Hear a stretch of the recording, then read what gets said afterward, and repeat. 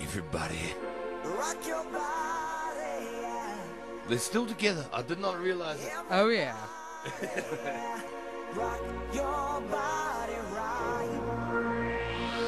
Backstreet's back, alright. When I told my friend Claire that I was interviewing Backstreet Boys, she's a 29-year-old girl. She's quite tall and she grabbed me and squeezed me till I almost passed wind. She was so excited. She squealed in my ear. The Backstreet Boys. I spoke to AJ and asked him what it's like and what he thinks of New Zealand. I think it's absolutely gorgeous here. Yeah. We've had a chance to walk around a little bit. Brian and I went and played golf yesterday. Did you? We're going to go play golf again tomorrow. Yeah. Some of our crew went skydiving, which you will never, ever get me doing. I'll stay in the plane, not jump out of it. Good boy. And a couple of us, we're going to go do the jumping off the big tower tomorrow. But, Are you?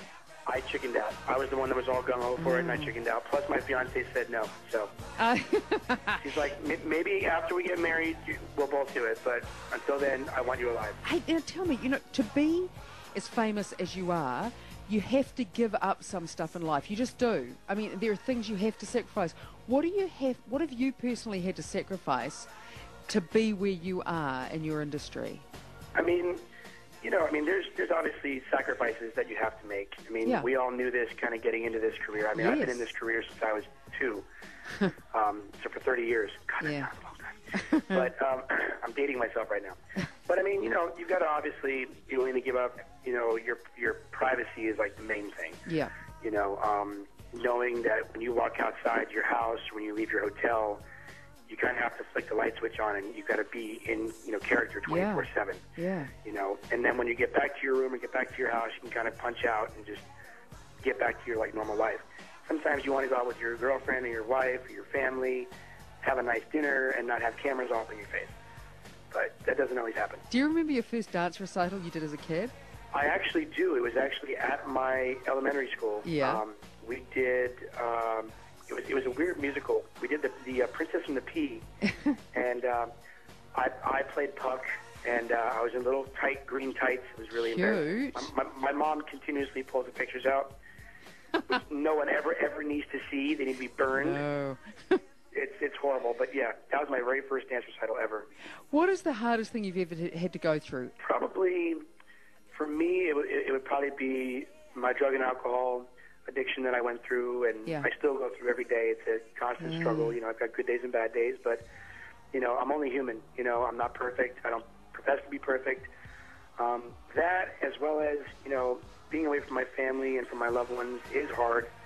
Now it's a little bit different. I'm getting married, so being away from my fiancée, she's getting used to it, but it's getting harder before it's getting easier. When she first met you, did she resist? She was like, no way am I going out with you. You are a freaking Backstreet Boy. I'm not going to get involved with you. Was she resistant? At first, it's funny. At first, she's a very shy girl. So at first, when I asked her out 4 years ago, I asked her out for coffee, and she said yes. And then I was like, well, hey, let's go see a movie, or why don't you come by the house and we can watch a movie. Yeah.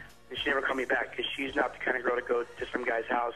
Nice. Especially somebody like me who's in the limelight and whatever, and she automatically, you get this stereotype that's like the whole rock star lifestyle that, drugs, sex, and rock and roll, and you got strippers hanging out at your house. I'm like, no. I'm going to go back and watch The Notebook with my dogs. I mean, come on, seriously? That's me. I'm a big freaking sap. But it took her 4 years to finally say yes. But when she did say yes, we've been together ever since. And I'll be home just in time for our 1-year anniversary. Thank God. Oh, that's real cool. I have to call you out on this. I don't think I have ever interviewed anyone that is so in love. You're very clearly very committed to your fiancée. I most definitely am. She's absolutely amazing. She's my rock. She's hilarious. She's definitely opened up. She's a very shy girl, but she's not so shy anymore. It's good. Hey, AJ, it's lovely to have you in the country, and thank you so much. And it's lovely to meet somebody who's so terribly in love. You're very welcome. Thanks, AJ. All right, cheers. Take care. Bye. The Backstreet Boys, AJ. Yeah, you know what? I really admired the fact that he was, because when I asked him that question, what's the hardest thing you've been through? And when he said drugs and alcohol, my estimation of him went way up, because I thought he's willing to talk about that and deal with talking about it and admit that he has problems with it. He's been in the business a while, man.